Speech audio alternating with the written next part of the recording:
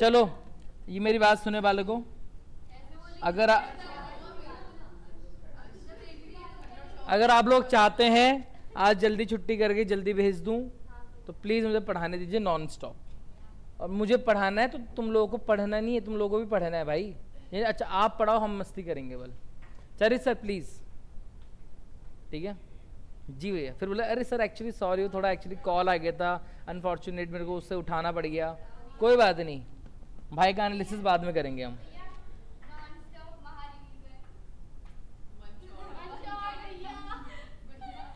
Kurukshetra revision 2.0, क्या क्या नाम देते हैं यार यूट्यूबर भाई, मानने की बात है यार भाई। सिंपल में से ही तो बोल सकता हूँ क्या, रिवीजन। जब फिर पढ़ाऊंगा तो क्या लिख दूंगा, रिवीजन 2, रिवीजन 3, लेकिन नहीं महा रिवीजन, कुंभ मेला, जो मैंने डाल दो, कांतारा भाई साहब, कांतारा रिवीजन, वो करके पढ़ेंगे। वो देखो भाई बस यार, एक एक एक घी लगता नहीं, वो चिंगारी डालना स्टार्ट, चिंगारी डाल दी, वो घी घी घी घी घी। यहाँ ध्यान दीजिए बेटा, ये है चैप्टर 3।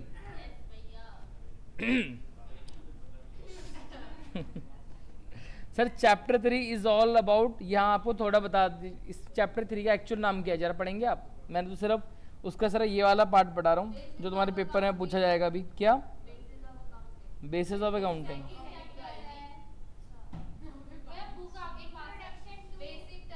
Introduction to accounts. दीदी रहने दीजिए दीदी, चैप्टर का नाम है अकाउंटिंग कॉन्सेप्ट, अकाउंटिंग प्रिंसिपल्स। आई बात समझ में? मजाक करते हैं भाई, गलती, चैप्टर लिखा भी तीसरा है भाई, इंसान देख के गलत पढ़ रहा है। कुछ कंफ्यूज नहीं करा भाई मेरे, हाँ जी वीडियो ना रहा हूँ, मेरी बात सुनो। अकाउंटिंग में ना,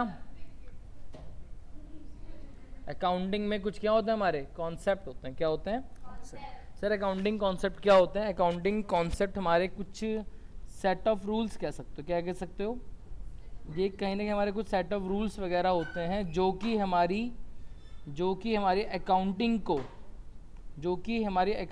क्या करते हैं, गवर्न करते हैं। क्या करते हैं? गवर्न।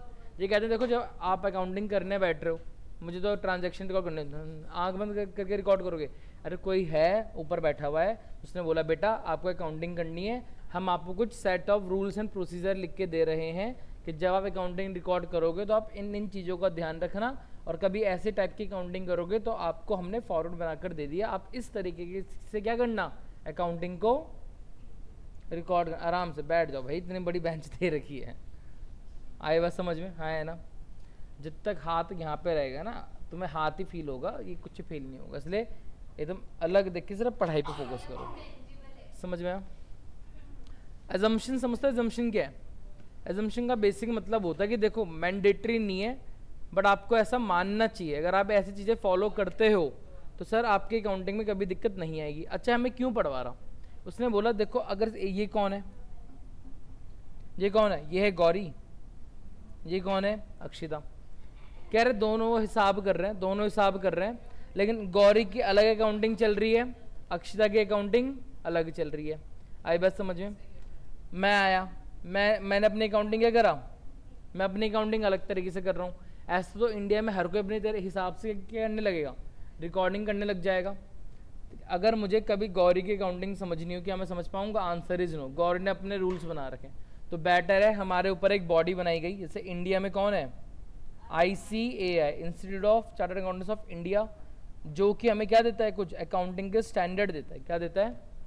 अकाउंटिंग स्टैंडर्ड्स होते हैं, कुछ set of rules and procedures जो कि हमें अकाउंटिंग करते समय फॉलो करने चाहिए, और ये सभी के लिए बोला जाता है। आई बात समझ में? कि चाहे गौरी हो, अक्षिता हो, सिद्धार्थ हो, आप सबको ऐसे करना है। इससे क्या बनी रहेगी, इससे यूनिफॉर्मिटी बनी रहेगी। क्या बनी रहेगी? यूनिफॉर्मिटी। सर हमें यूनिफॉर्मिटी क्यों चाहिए? हम चाहते हैं कि आप जैसा काम कर रहे हो आप सबका काम एक जैसा हो, ताकि आपका डेटा या आपकी फाइनेंशियल इंफॉर्मेशन कंपेरेबल बनाई जा सके। मैं गौरी के अकाउंट्स पढ़ के समझ सकूँ अच्छा इसका बिजनेस चलने लायक है या नहीं है। आई बात समझ में? हाँ है ना? ये अकाउंटिंग स्टैंडर्ड तो तुम्हारे उसमें है नहीं, हमारे में हम लोग पढ़ते हैं अकाउंटिंग कॉन्सेप्ट। अकाउंटिंग के कुछ क्या है, कॉन्सेप्ट होता है। अकाउंटिंग कॉन्सेप्ट ऐसी चीज़ें हैं, ये रूल्स तो नहीं बोलेंगे बट हाँ एटलीस्ट आपको अकाउंटिंग करते समय इन चीज़ों का ध्यान रखना चाहिए। अगर आप इन चीज़ों का ध्यान रखते हो तो आपकी जो अकाउंटिंग इन्फॉर्मेशन होती है वो ट्रू एंड फेयर व्यू दिखाती है। कैसा दिखाती है? True and fair. Almost close to 100% आपकी इन्फॉर्मेशन लगभग क्या है? सही है। आपका बिजनेस सही तरीके से चलेगा अगर आप हमारी कुछ बातों को समझोगे, कुछ बातों को मानोगे। समझ में आया? तो हमारे पास स्टार्ट होता है अकाउंटिंग एजम्पशन बोलो या अकाउंटिंग कॉन्सेप्ट बोलो। अकाउंटिंग कॉन्सेप्ट कितने देखो, अकाउंटिंग कॉन्सेप्ट बहुत बहुत सारे हैं। अगर मैं यहाँ दिखाऊंगा तो आई थिंक बहुत सारा होगा। कितने लिखे हुए अकाउंटिंग कॉन्सेप्ट इसमें देखो? 11, 12 एंड टोटल 13 अकाउंटिंग कॉन्सेप्ट है। आई बस समझ में? जिसमें से सबसे पहले उन्होंने टॉपिक हमें लाकर क्या थमा दिया? Fundamental accounting exemption. Fundamental accounting exemption क्या होते हैं? बोला देखो टोटल ना 12 या 13 अकाउंटिंग कॉन्सेप्ट ऐसे हैं जो कि हमें क्या करने चाहिए? फॉलो करने चाहिए। बट अगर कुछ 3 स्पेशल हैं, कुछ 3 अकाउंटिंग एग्जाम्पशन क्या है? स्पेशल हैं। अगर आप ये फॉलो करते हो, क्या बोला ने? अगर आप ये फॉलो करते हो तो आपको ये चीज़ सामने वाले को बताने की जरूरत नहीं है।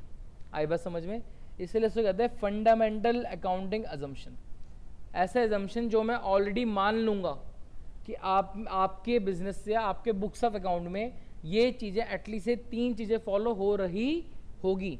अगर ये फॉलो नहीं हो रही है, बस अगर ये फॉलो नहीं हो रही है तब आपको ये चीज़ हमें बताना पड़ेगा। आई बात समझ में? अगर हो रही है तो आपको बताने की जरूरत नहीं है। मेरी आँख है ना 45 डिग्री घूमेगी प्रियांशी, फिर अक्षिता आएगी। हाँ ये हो रहा था बस please. Fundamental accounting assumption are the basis underlying principles or postulates on which the whole accounting is based. They are taken for granted while preparing financial statement. It is assumed that they are followed unless stated otherwise. हम assume कर लेते हैं कि ये चीज़ें क्या है? Followed already हो रही हैं। आई बात समझ में? These assumptions are universally accepted and provide a foundation for recording transaction and preparing account. यानी जब भी कोई आपकी बुक्स अकाउंट पढ़ेगा वो ऑटोमेटिकली एज्यूम कर देगा कि ये 3 अकाउंटिंग कॉन्सेप्ट आपकी कॉपी में फॉलो हो रहे होंगे। आई बात समझ में? अगर ये हो रहे हैं तो मुझे सामने वाले को बताने की जरूरत नहीं है। आई इतनी बात समझ में? हाँ है ना? तुमको कल ही बता दिया था कि आज किसकी क्लास होगी? अकाउंट्स की क्लास होगी। तो मुझे जैसे आज बताने की जरूरत तो नहीं है ना, तुम्हें ऑलरेडी पता है कि हाँ आज क्लास किसकी होने वाली है? अकाउंट्स की ही होने वाली है। भैया कोई मैसेज जब तक अलग से ना लिख के दें तो। आई बात समझे? वैसी है। ठीक है सर जी, कितने अकाउंटिंग वो होती हैं? क्या लिखा हुआ है? 3 होती हैं। कैसे याद करते हैं? मैंने कहा ऐसे याद करो, कैग। क्या याद करो? कैग। कोई पूछेगा बट यार फंडामेंटल अकाउंटिंग एजम्पशन कितनी होती हैं? 3। कैग CA और G। कैग किससे याद करा रहा हूँ? बेसिकली कैग ना एक पोजीशन होती है। क्या होती है? एक जैसे IAS ऑफिसर वगैरह होता है ना, ऐसे कैग एक पोजीशन होती है। Comptroller COMP, controller and auditor general of India. कितना तगड़ा नाम है ना, शॉर्ट में कैग होता है। इंडिया में एक पोजीशन होती है कैग। हमारे लिए कैग हम पढ़ेंगे C से क्या? कंसिस्टेंसी। A से क्या पढ़ेंगे? एक्रूअल। और G से क्या पढ़ेंगे हम? Going concern. आई बात समझे? अगर ये फॉलो हो रही हैं तो मुझे बताना ही नहीं बताना है? नहीं बताना। बट अगर फॉलो नहीं हो रही है तो बताना पड़ेगा सॉरी सर इनमें से कुछ चीज़ें जो फॉलो नहीं हो रही हैं और क्यों नहीं हो रही हैं आपको ये भी बताना पड़ेगा। समझ में आया है ना? Fundamental accounting assumption are the basic rules which accountant assume to be true while preparing account. Assume कर लेगा, ये already assume to be followed भी बोल सकते हो। If any one of these assumption is not followed then it must be clearly disclose in the financial statement. अगर followed नहीं हो रही है तब आपको ये चीज इन्फॉर्मेशन बतानी पड़ेगी। हाथ ना ऐसे नीचे, हाथ नीचे रखो। हाँ बोलो, एक उंगली होती है ना अच्छे से। हाँ क्या बोलो? बस बात करनी है, करनी ही करनी है। अरे 15 को टेस्ट है, मैं बताना भूल गया। बताऊंगा अभी। चलो क्या मैं बताऊंगा सर अभी। चलिए डिसाइड कर एनालिस करेगा। मंडे फिर छुट्टी करी जाए, फिर टेस्ट देने आया जाए। तुम्हारा अब तक एक भी टेस्ट नहीं हुआ ना चरित भाई? किसको? 20 को?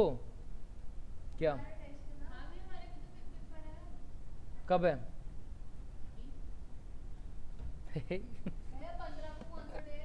बस यार क्या मंडे दीदी मैम, मंडे तुम्हारा बिजनेस का नहीं है दीदी।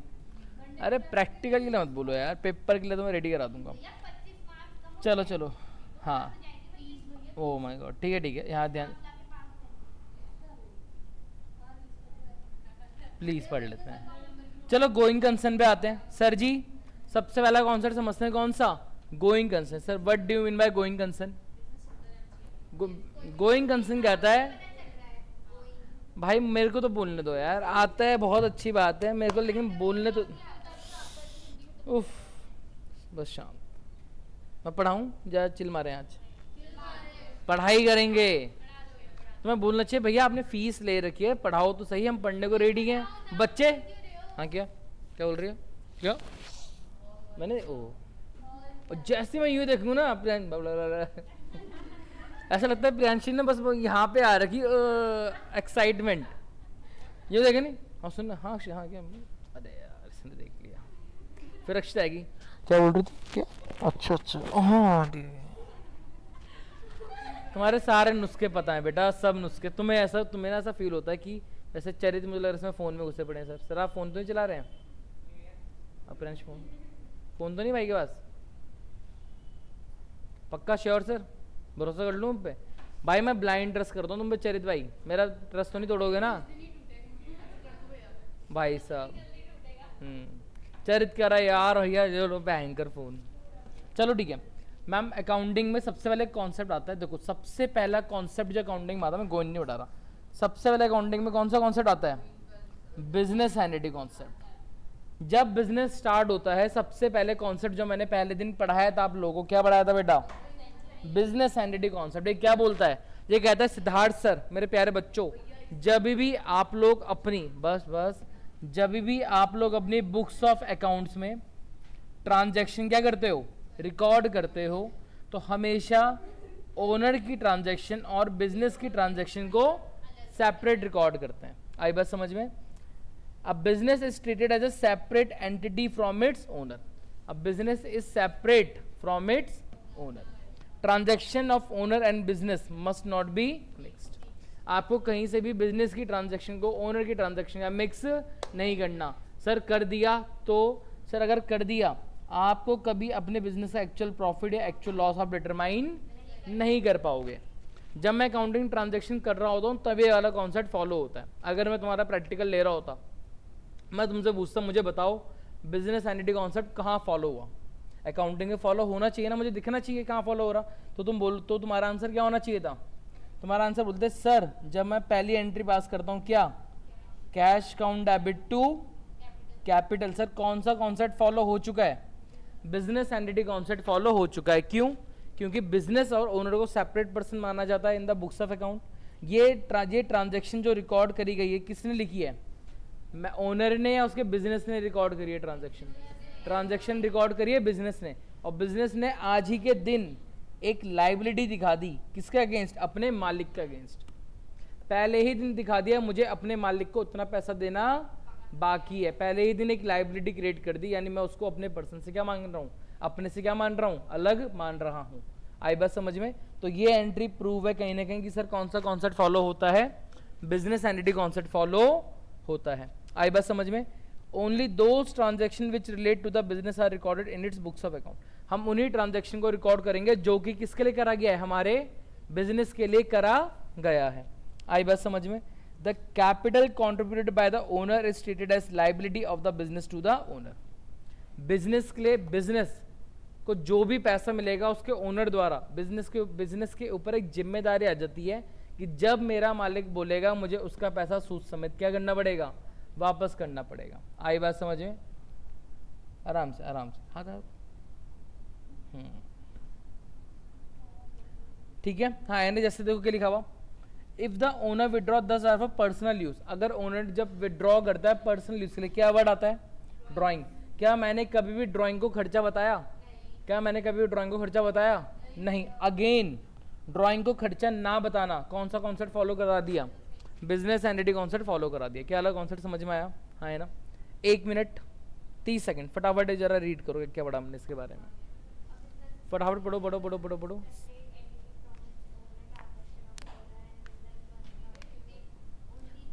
दीदी दीदी दीदी, क्या नाम है? रितिका मैडम। समझ में आया आपको? हर्षिता मैम, क्या चीज़? अभी मैंने एक ही बताया। ऐसे ध्यान रखो हर्षिता, जब भी बिजनेस स्टार्ट होता है, जब हम बिजनेस में फर्स्ट टाइम ट्रांजैक्शन रिकॉर्ड कर रहे होते हैं, बिजनेस में क्या माइंड रखते हैं कि ओनर अलग, बिजनेस अलग। जैसे मेरे नाम में सिद्धार्थ रतूड़ी, मेरे ट्यूशन का नाम है सिद्धार्थ रतूड़ी क्लासेस। ये समझो मेरा बिजनेस और मैं, हम दोनों कौन है? एक सेपरेट पर्सन है। यहाँ पे तो मेरा बिजनेस मुझे एक सेपरेट पर्सन की तरह दिखेगा, ऐसा कोई बाहर वाला। आए बात समझे? और जब इसी कॉन्सेप्ट को क्या बोलते हैं? Business entity concept. अगर मैं अपनी पर्सनल ट्रांजैक्शन भी क्या कर दूंगा? मैच कर दूंगा। चरित सर, क्या मेरा ट्रस्ट तोड़ चुके हैं? हाँ हाँ, ये क्या कर रहे हैं? कॉपी नीचे रखो जरा। और हाथ, दूसरा हाथ में क्या है? बहुत तेज बन रहे हो तुम, प्लीज आप यहाँ बैठ के जरा पढ़ाओ, तब देखेंगे कि ठीक है। चलो, पहला कॉन्सेप्ट समझ में आया। अब मेरी बात सुनो सर, कैसे रिकॉर्ड करना है, कैसे रिकॉर्ड करना है हमें समझ में आ गया क्या? ओनर की ट्रांजैक्शन अलग, बिजनेस की ट्रांजैक्शन अलग। सर जी क्या रिकॉर्ड करना है? हर चीज रिकॉर्ड कर दें क्या? रितिका की बुराइयां को रिकॉर्ड कर दें? हमने कहा नहीं, इसके लिए दूसरा कॉन्सेप्ट हमारे पास कौन सा आता है? मनी मेजरमेंट कॉन्सेप्ट, जो कि हमें क्या बोलता है? हम सिर्फ उन्हीं ट्रांजैक्शन को रिकॉर्ड करेंगे जिसकी वैल्यू मनी टर्म्स में निकाली जा सकती हो। आई बात समझे? सर मनी मेजरमेंट कॉन्सेप्ट कहता है दुनिया की हर वो चीज़ रिकॉर्ड होगी जिसकी वैल्यू किस में निकाल सकते हैं? इन टर्म्स ऑफ मनी में निकाली जा सकती है। हर वो चीज़ क्या हो जाएगी? रिकॉर्ड हो जाएगी। Only those transaction which can be express in monetary terms are recorded in accounts.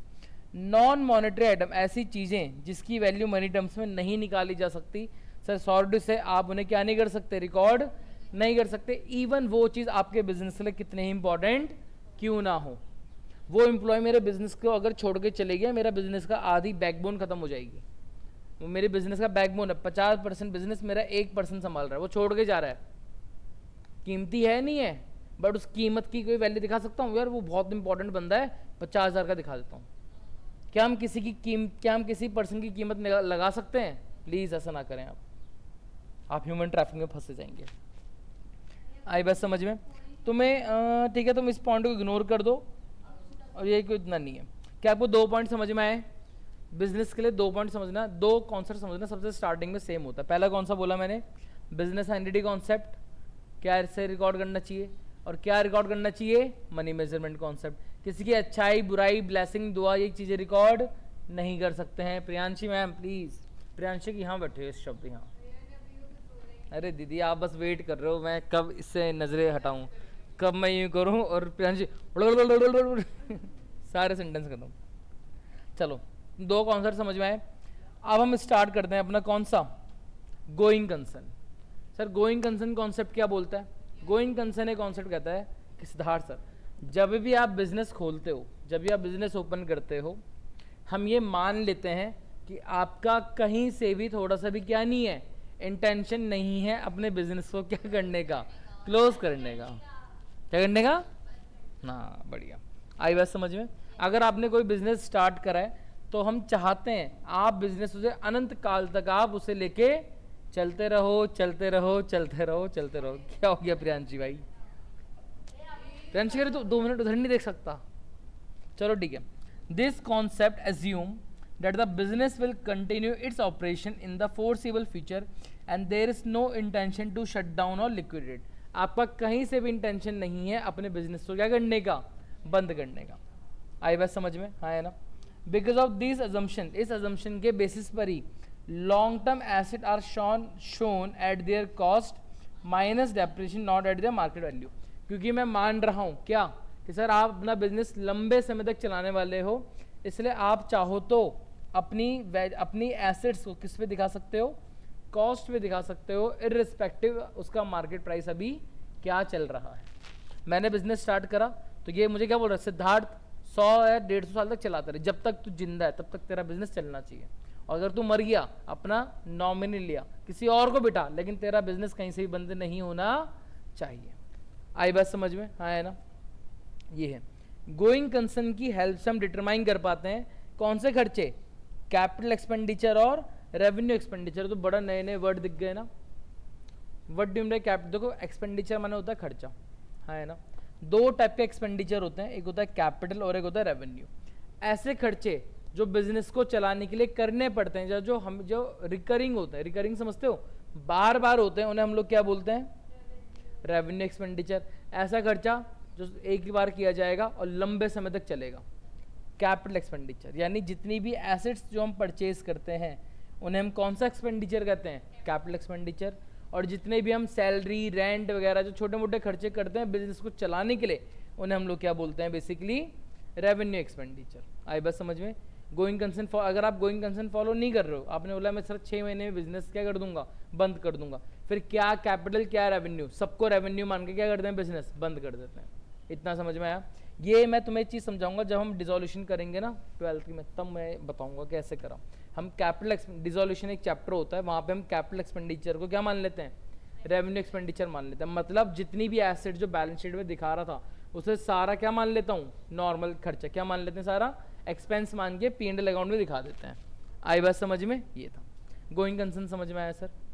पहला हो गया बिजनेस एंटिटी, मनी मेजरमेंट, फिर क्या हो गया, going concern. Sir going concern के बाद एक बहुत इंपॉर्टेंट, वेरी इंपॉर्टेंट कॉन्सेप्ट, इसका नाम क्या है, कंसिस्टेंसी। कंसिस्टेंसी जो कि हम में से किसी के पास भी इस समय है, नहीं है, नहीं है। क्या आप रेगुलर पढ़ाई करते हो, नहीं।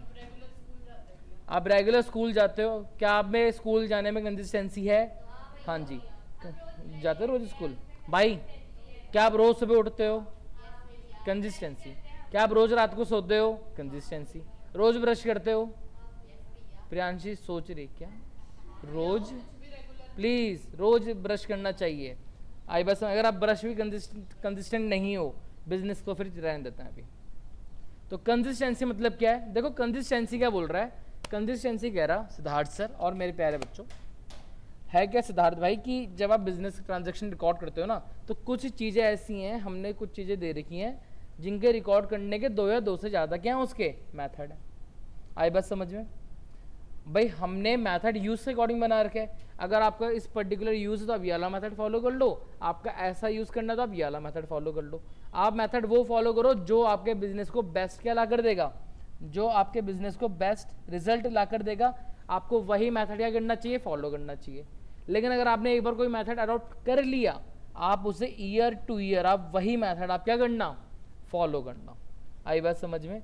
फॉर एग्जाम्पल दुकान में सामान देखते हो, दुकान में जो सामान रखा हुआ होता है उसका हिसाब रखना होता है ना, उसको हिसाब करने के 3 मेथड होते हैं। कितने मेथड होते हैं, 3। एक को बोलते हैं फीफो, एक को बोलते हैं लीफो, एक को बोलते हैं वेटेड एवरेज।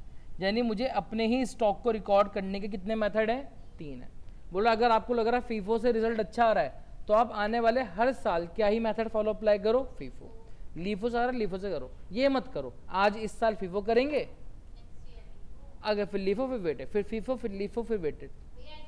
अकाउंटेंसी कॉन्सेप्ट है, दे रैप्टे मारे क्या कर रहे हैं। अगर आप इस साल मेथड अलग कर रहे हो, अगले साल अलग कर रहे हो, दोनों मेथड से क्या सेम रिजल्ट आएगा, आंसर इज नो। आई बस समझें। क्या वो दोनों साल का डेटा कंपेरेबल होगा, answer is no. Data comparable तभी किया जा सकता है जब दोनों सेम मेथड से फॉलो किया गया हो। समझ में आई बात।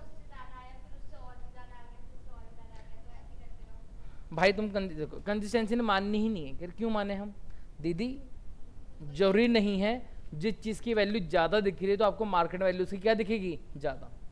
आई बात समझ में। हमेशा, जबकि इसके रिगार्डिंग कॉन्सेप्ट और आता है जो क्या बोलता है कि आपको हमेशा वैल्यू को उस जो है उसमें उस वो वाली वैल्यू उससे हमेशा क्या दिखानी चाहिए, कम में रिकॉर्ड करनी चाहिए। आई बात समझ में, ज़्यादा में नहीं दिखाना चाहिए। आप वो मेथड चूज़ करो जो जिससे आपको लग रहा है कि हाँ ये मेथड करने से मेरा अकाउंट ज़्यादा अच्छे रिजल्ट शो कर रहा है, बस वो हमने आप पे छोड़ दिया। बट आप जो भी मेथड फॉलो कर रहे हो उसे आप साल टू साल कंसिस्टेंटली क्या करते रहो, फॉलो करते रहो। Once a business adopt accounting method it should be continue with it from year to year so that result are comparable. वही तो बोला जो अभी जो मैंने समझाया। Consistency ensures uniformity. अगर कंसिस्टेंसी होगी यूनिफॉर्मिटी बनेगी, सब एक जैसा दिखता रहेगा अकाउंटिंग प्रैक्टिस, और आपके प्रॉफिट लॉस भी को मैनिपुलेशन से बचाएगा। आई बात समझ में? जैसे कि डेप्रिसिएशन पढ़ा रहा था मैं, डेप्रिसिएशन में कितने मेथड होते हैं? दो, हमने दो पढ़े हैं ना, एक होता है एसएलएम मेथड और एक होता है WDV method.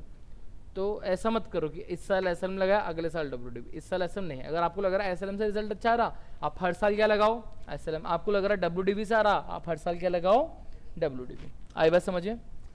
A change is allowed. अगर आपको लग रहा कि यार मैं तो 5 साल से एसएलएम लगा रहा था, लेकिन मुझे लग रहा अगर मैं डब्ल्यूडीवी लगाऊं तो मेरा रिजल्ट बेटर परफॉर्मेंस क्या करेगा? शो करेगा। कर नहीं सकते? कर सकते हो, लेकिन आपको देखो, a change is allowed if required by law और अकाउंटिंग स्टैंडर्ड। अगर अकाउंटिंग स्टैंडर्ड ही आपको कह रहा है, रूल्स कह रहे हैं कि आपको ये ही फॉलो करना है, आप ये फॉलो करो, तो आपको उसके अकॉर्डिंग करना चाहिए। आई बात समझ में? क्या मैं अपने अकॉर्डिंग चेंज कर सकता हूँ? सर मैं कर सकता हूँ, लेकिन हर बार चेंज करते रहोगे, नुकसान किसका उसमें? हमारा। आपने 5 साल करा ना, आपने सोचा कि यार नहीं, एक काम करता हूँ, एसएलएम की जगह मैं क्या फॉलो करूँगा? डब्ल्यूडीवी मेथड फॉलो करूँगा। लेकिन जब भी आप अपने कुछ भी अकाउंटिंग में कंसिस्टेंसी इनकंसिस्टेंसी पे आते हो, कोई भी चीज़ में चेंज लाते हो, क्या आपको ये इन्फॉर्मेशन अपने यूजर्स को बताना चाहिए? नहीं बताना चाहिए? आपको ये इन्फॉर्मेशन अपने यूजर्स को बताना चाहिए। आई बात समझ में? हाँ है ना सर जी? ये कौन सा कॉन्सेप्ट था? कंसिस्टेंसी। एक होता है एक्रूअल कॉन्सेप्ट। एक्रूअल कॉन्सेप्ट क्या होता है? अकाउंटिंग करने के दो तरीके होते हैं, एक होता है कैश बेसिस और एक होता है एक्रूअल बेसिस। कैश बेसिस क्या बोलता है? सर कैश बेसिस कहता है क्या कि हम तो ट्रांजैक्शन तभी रिकॉर्ड करेंगे या तो मेरे पास कैश आएगा या तो मेरे यहाँ से कैश जाएगा। आई बात समझ में? बस अगर यानी कि ट्रांजैक्शन कोई उधार वगैरह में आपने कोई ट्रांजैक्शन वगैरह करी है, सॉलिड से हम उसे रिकॉर्ड नहीं करेंगे। आई बात समझ में? क्या चीज़ बनती है, बट वो कंप्लीट इंफॉर्मेशन शो नहीं कर पाता, वो पुराना मेथड था, इसलिए एक्रूअल है। एक्रूअल कहता है according to this concept transaction are recorded when they occur, not when the cash is receive और पेड। ट्रांजैक्शन उस दिन रिकॉर्ड करो आप, प्रॉपर मेन ट्रांजैक्शन आप उस दिन रिकॉर्ड करो जिस दिन वो रिकॉर्ड होनी चाहिए थी, ना कि उस दिन जिस दिन आपने क्या करा? पे करा। आई बात समझे? फॉर एग्जाम्पल खर्चा, मैंने कहा तुमने मुझे फीस दी, यस और नो? तुमने तो फीस दी ना। अगर तुमने मुझे फीस दिया तो तुम्हारे लिए क्या एंट्री होनी चाहिए? तुम एंट्री अपने आप पास करते, तो फीस तुम्हारे लिए खर्चा है, तुम करते fees account debit to cash account. आपने 2000 फीस दी, 2000 कैश चले गया, आपने खर्चे दिखा दिया, तुम्हारे लिए तो खर्चे, सारे खर्चे डेबिट है। बट मैंने चीज़ बोला, मैंने कहा नहीं यार, खर्चा तो मैंने बताया था, खर्चा हम कब बोलते हैं? जब हमें किसी चीज़ से बेनिफिट मिल जाता है। तुम सबने एडवांस फीस दी है, तो खर्चा बेसिकली कब हो रहा है? जब महीना क्या हो जाएगा? ख़त्म। बेसिकली कब? 30 सितंबर को। हाँ है ना? तो कह रहा है सर जो फीस, जो खर्चा है, आप फीस किस दिन डेबिट करना? जिस दिन वो एक्चुअली खर्चा पूरी तरीके से हो जाएगा। आई बात समझ में? आप अभी यहाँ फीस मत डालो, खर्चा तो उसी दिन दिखाएंगे जिस दिन में पूरा होना चाहिए था। तब इसकी जगह एक वर्ड आया क्या?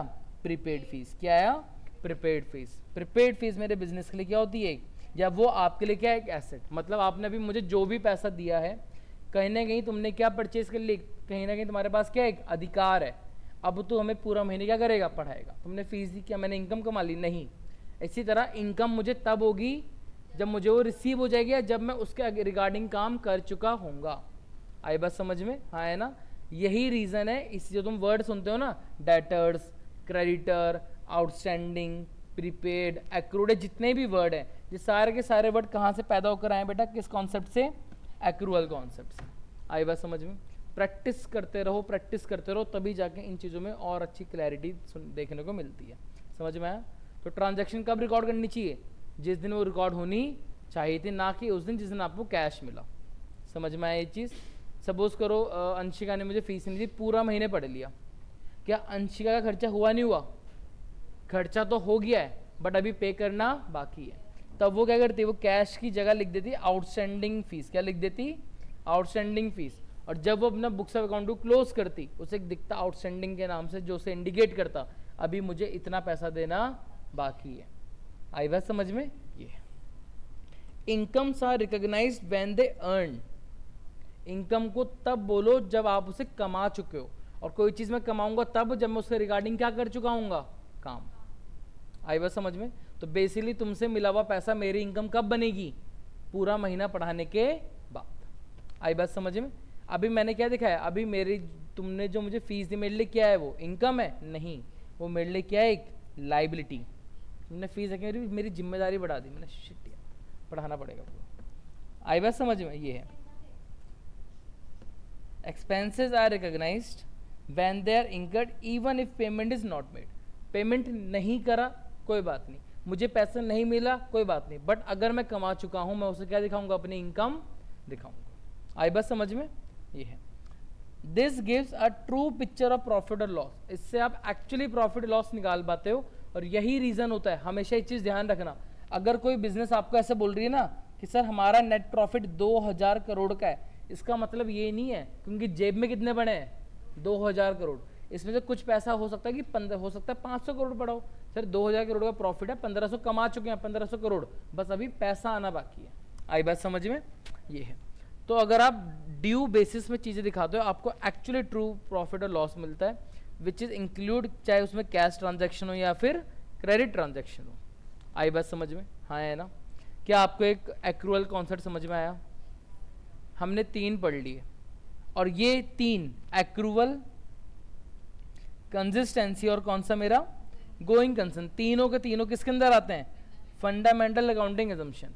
यानी कह रहा सर अगर आपका बिजनेस, अगर आप कंसिस्टेंसी है आपके अकाउंटेंसी में, अगर आप कंसिस्टेंटली अपने मेथड को फॉलो करते हो, अगर आपका बिजनेस गोइंग, अगर आपका बिजनेस एक्रूअल के बेसिस में अपनी बुक्स ऑफ अकाउंट बनाता है, यानी डेबिट क्रेडिट के बेसिस में बनाता है, और अगर आपका बिजनेस गोइंग कंसर्न को फॉलो करता है, तो ये चीज़ आपको हमें बताने की जरूरत नहीं है।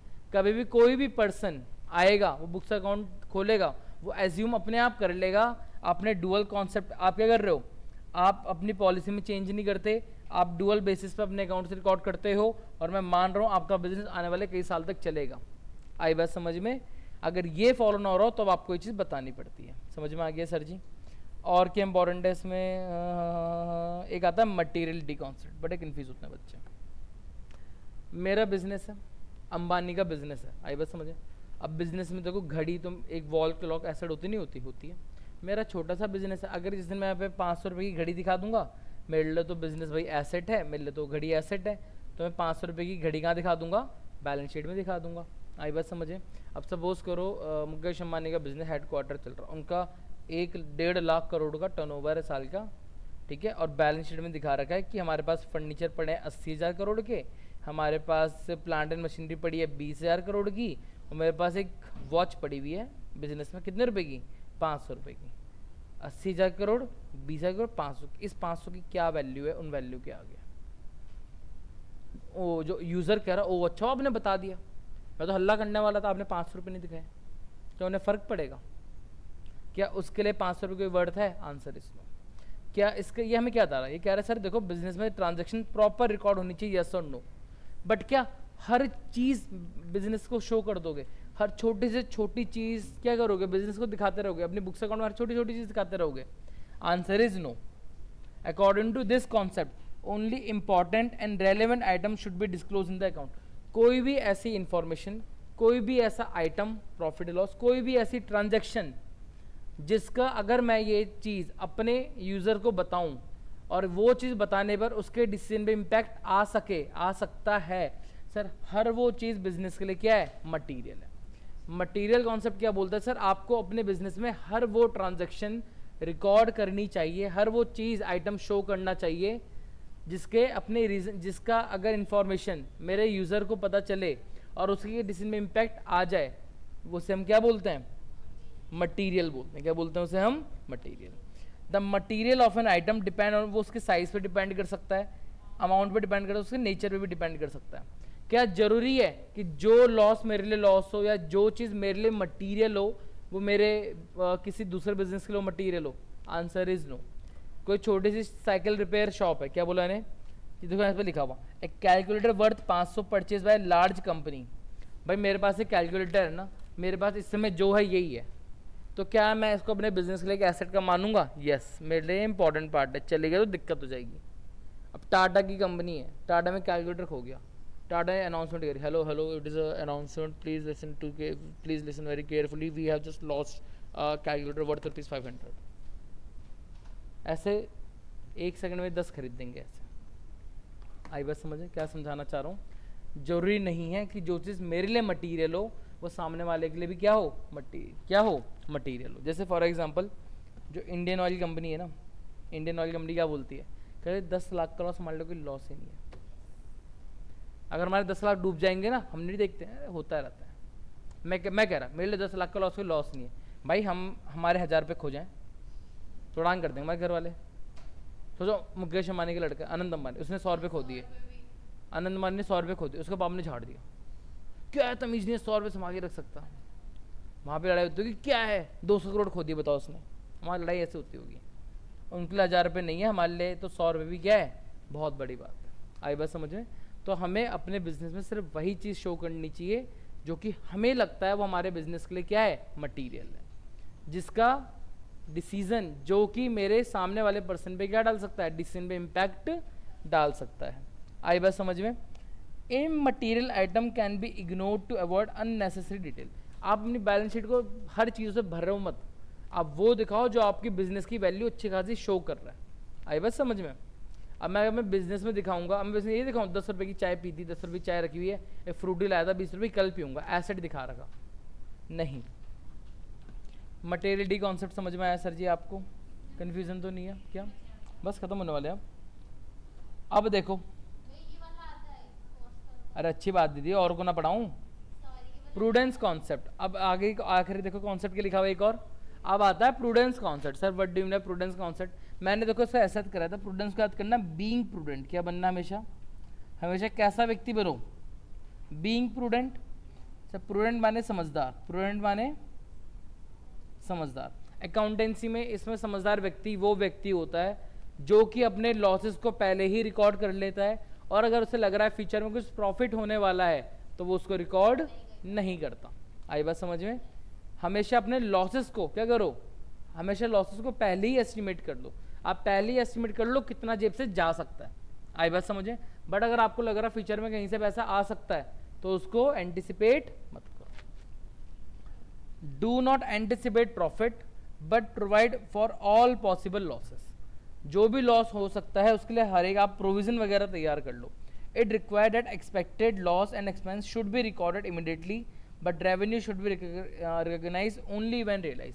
आप अपनी इनकम तभी रिकॉर्ड करो जब आपको एक्चुअली वो क्या हो जाए, रियलाइज हो जाए। मेरा कोई 20 दिन से बच्चा आ रहा, उसने अब तक फीस नहीं दी, तो मैं मान लूँ मैंने फीस कमा ली, भाग जाएगा किसी दिन, मुझे क्या पता, घर भी नहीं पता। आई बात समझ में? तो मैं कब, तो मुझे लॉस में, मुझे समझिए मेरे 1000 रुपये डूब, मेरे 2000 डूब सकते हैं, तो मैंने अपनी पूरी इनकम में से पहले कितने रुपये कम दिखा दिया, 2000 रुपये कम दिखा दिया, और मैं वेट करूंगा एक्चुअली वो पैसे एक्चुअली में मिलने का। जब मिल जाएगा तब जाके बोलूँगा मेरी क्या हो गई, इनकम हो गई। आई बस, अरे ठीक है भाई, अरे ठीक है भाई, ठीक है भाई।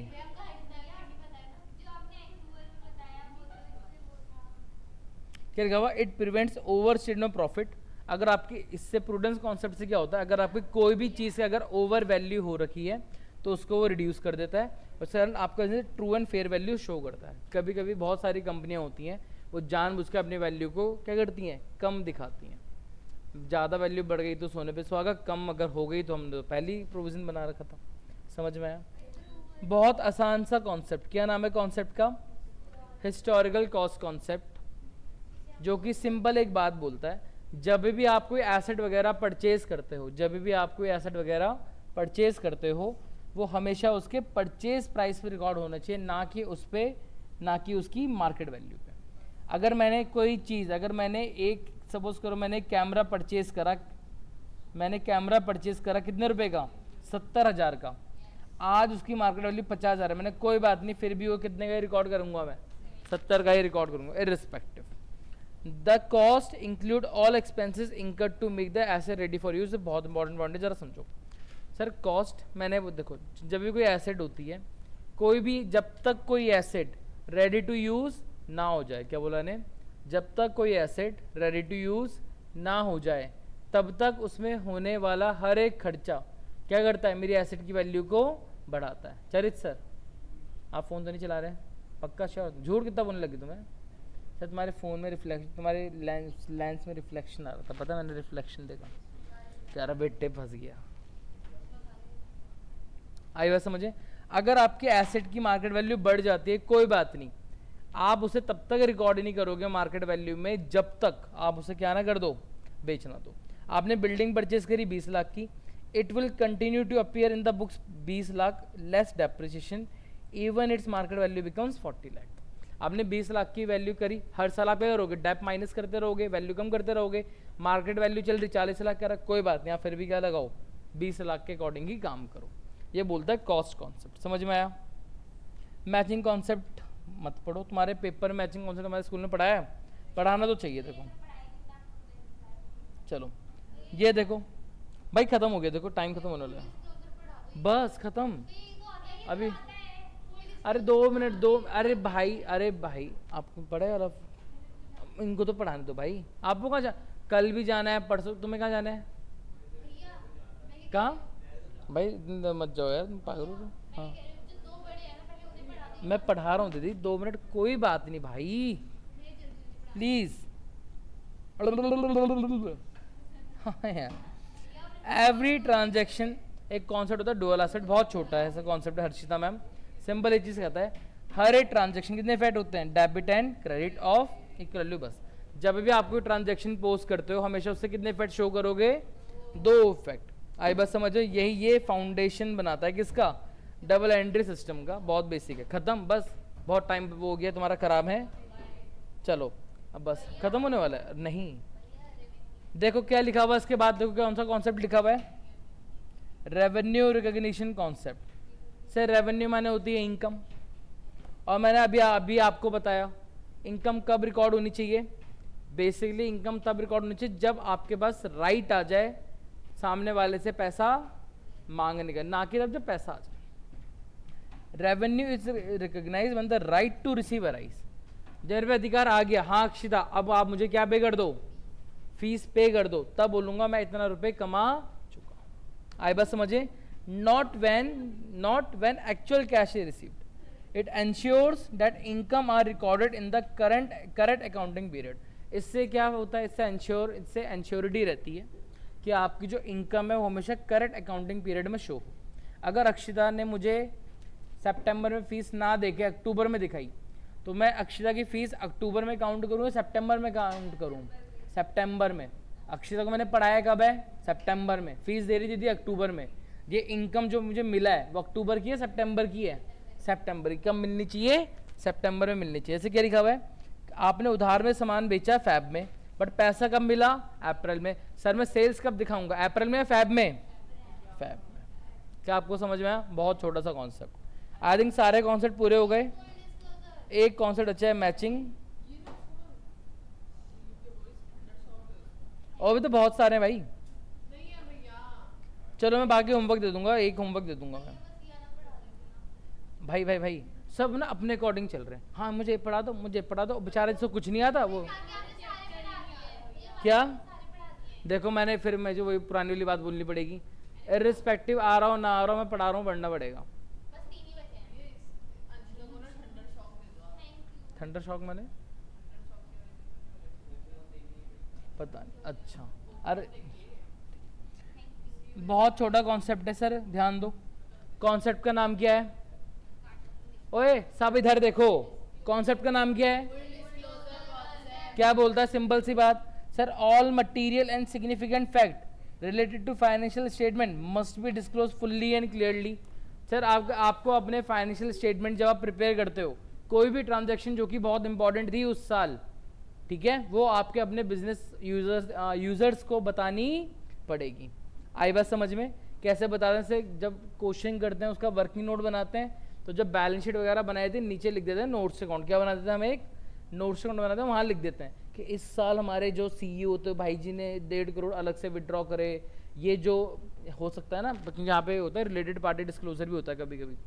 कंपनी है, हम तो बेचारे भूल लोग, हमने तो पैसे इन्वेस्ट कर दिया, पता चला कि कंपनी जिस दूसरी कंपनी से कॉन्ट्रैक्ट में वो उस सीईओ का कौन है, जीजा है। क्या ये बात हमें पता नहीं होनी चाहिए? होनी चाहिए। वो अपना पर्सनल बेनिफिट देख सकते हैं भाई, हाँ है ना, डिस्क्लोज करना पड़ेगा। आई इतनी बात समझ में? हाँ है ना? इससे क्या होता है, ट्रांसपेरेंसी रहती है, रिलायबल करते हैं और आपका यूजर्स प्रोटेक्ट रहता है फाइनेंशियल स्टेटमेंट के ख्याल से। समझ में आया इतना?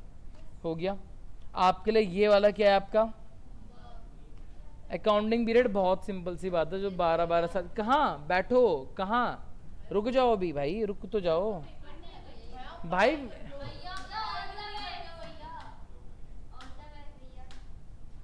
ये वाला पढ़ाऊँ? अच्छा 5 मिनट, ये तो समझ नहीं आएगा। बहुत इंपॉर्टेंट कॉन्सेप्ट। कौन सा concept? Matching concept. Sir matching concept क्या बोलता है? मैचिंग भाई, Charit sir, sir 5 minute please sir. Sir हाँ तुम भी 5 मिनट भाई, कि तुम कि मैं बोलने लेता हूँ, मेरी बात सुनो। अकाउंटिंग में सबसे इंपॉर्टेंट कॉन्सेप्ट एक आता है मैचिंग कॉन्सेप्ट। क्या आता है? Matching concept. सर क्या बोलता है मैचिंग कॉन्सेप्ट? मैचिंग कॉन्सेप्ट बोलता है कि सर आपके जो एक्सपेंस होते हैं ना, आपका जो खर्चा होता है वो आपके रेवेन्यू के से क्या होना चाहिए? मैच होना चाहिए। क्या होना चाहिए? मैच। अगर मैंने ओवरऑल सिर्फ 50% ही सेल करा अपने सामान का, तो मुझे उसका खर्चा भी सिर्फ कितना दिखाना चाहिए? 50%। सपोज करो मैंने 10 लाख का सामान लिया है, मैंने सामान लिया 10 लाख का, बस मैंने 5 लाख का सामान 8 लाख में बेचा है। तो अगर मुझे प्रॉफिट चेक करना है, मैं 8 लाख में से 10 लाख माइनस करूँ या 5 लाख माइनस करूँ? नहीं आया समझ में? मैंने बिजनेस स्टार्ट करा, मैंने 10 लाख का सामान परचेज करा, अब मैं बेचने गया ना, मैंने सिर्फ 5 लाख का सामान बेचा है। कितने रुपए में? 8 लाख। मुझे कितने का फ़ायदा हो रहा है? 3 लाख का। मैंने 8 लाख को 5 से माइनस करा, 10 से माइनस करा, 5 से। क्यों? क्योंकि भैया आपने जो खर्चा, जो आपने सामान बेचा ही नहीं, हम उसे खर्चा मान ही नहीं सकते। आई बात समझ में? खर्चा किसी चीज़ को तभी बोला जाएगा जब मुझे उससे क्या मिल जाएगा? बेनिफिट मिल जाएगा। अगर तुम लोगों ने ट्रेडिंग अकाउंट बनाया था, जो कि मैंने बनवाया था, तो ट्रेडिंग अकाउंट में था क्लोजिंग स्टॉक आ रहा था, क्लोजिंग स्टॉक को हम क्या कर रहे थे? परचेज से अलग रिकॉर्ड कर रहे थे। क्यों? सर वो सामान बिका ही नहीं था। क्या गलती कर रहा था? अगर नहीं हटाता अलग, अगर मैं क्लोजिंग स्टॉक को ट्रेडिंग से नहीं हटाऊं, परचेज से ना हटाऊं, तो मैं क्या दिखा रहा हूं? कि मैंने सारा सामान बेच दिया और सेल बहुत कम करी है, जिसके कारण मेरा प्रॉफिट लॉस क्या आता है? गलत आता है। क्या आता है? गलत। आई बात समझ में? इसलिए कहता है कि आप, अगर आपको लग रहा भाई मैंने खर्चा करा, मेरा इंटरनेट बिल आता है 1200, मैंने कहा मेरे महीने का बिल कितना है? 1200। मैंने 1 साल में पे कर दिया। मैंने 1 साल में पे कर दिया कितने रुपए? 1200 इंटू 8 कर लो, मैंने 9600 रुपये पे कर दिए इंटरनेट के 1 साल के। खर्चा था ना मेरा। बट एक खर्चा 1 महीने में कंप्लीट होगा या पूरे 12 महीने चलेगा? पूरे 12 महीने चलेगा। तो मैं इस खर्चे को पूरे कितने महीने से डिवाइड कर दूंगा? 12 महीने से। और हर महीने का खर्चा, जो खर्चा जिस महीने का था, उसको उसी महीने में जाके क्या करूंगा? रिकॉर्ड करूंगा। मैंने आज 9600 पे करे, तो 9600 रुपये आज खर्चा हो गया मेरा? नहीं, पूरे साल तक चलेगा। तो इस महीने का खर्चा सिर्फ कितना था? 1200। सिर्फ कितना रिकॉर्ड करूंगा? 1200। बैठ जाओ, बैठ जाओ, बैठ जाओ, बैठ जाओ, बैठ जाओ। मैचिंग कॉन्सेप्ट क्या करता है? अगर आप एक्सपेंस और रेवेन्यू मैच करके साथ में चलते हो, सर ऑफकोर्स आपकी प्रॉफिट लॉस की करेक्ट कैलकुलेशन पता चलती है। आई बात समझ में? एडजस्टमेंट जैसे prepaid expense, outstanding expense, closing stock, ये किस कॉन्सेप्ट पर बेस है? इसी कॉन्सेप्ट पर बेस है तुम्हारे। कौन सा? आउटस्टैंडिंग, क्लोजिंग, जो मैंने बताया अभी। समझ में आ गया? सारे हो गए ना?